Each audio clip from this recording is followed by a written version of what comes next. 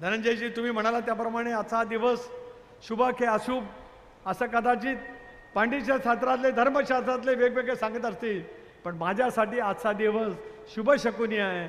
आणि या कर्जतच्या ज्या भूमीमध्ये हुतात्मा भाई हिराजी पाटील भाई कोतवाल यांनी स्वातंत्र्य संग्रामाचा लढा दिला, त्या या स्वातंत्र्य संग्रामाच्या भूमीत आज माझा एक आगळावेगळा हृदय सोहळा या प्रचंड जनसमुदायाच्या साक्षीने या ठिकाणी होत आहे। याच्यासारखं भाग्य कुठलं लाभलं नसतं, ते सुद्धा सर्वपित्री अमावस्याच्या दिवशीच, ज्या दिवशी आपण आपल्या वाडवडिलांची पूर्वजांची आठवण करत असतो।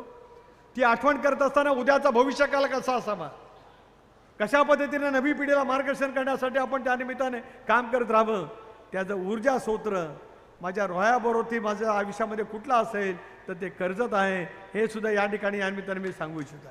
आणि म्हणूनच अनेक गोष्टीला सामोरं जात असताना अनेक उपक्रम आपण करत असतो। संघटनेचं नेतृत्व करण्याची संधी आज राज्यभरामध्ये त्या ठिकाणी मिळाली। खरं आहे 3 वर्षापूर्वी आम्ही एक निर्णय त्या ठिकाणी सामुदायाने घेतला। नरेंद्र मोदी साहेबांच्या नेतृत्वाखाली देशामध्ये नेत्रदीपक प्रगतीची प्रगती होत असताना जगाच्या पाठीवरती या देशाचं स्थान आगळेवेगळं निर्माण होत असताना आपण एनडीएमध्ये सहभागी व्हावं। सत्तेसाठी नव्हे, सत्ता येते जात असते।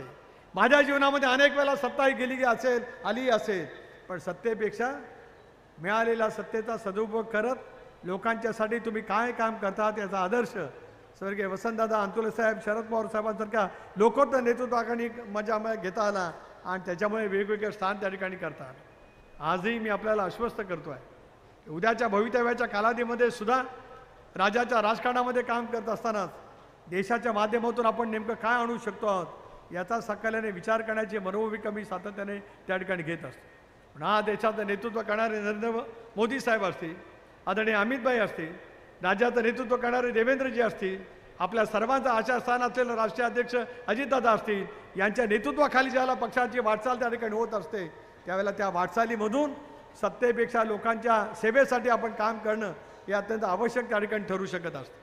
अनेक वेळेला कर्जतचा माझा व्यापारी मित्र, अनेक समस्येच्या निमित्ताने या व्यापारी मित्रांशी संवाद करण्याची संधी मिळाली।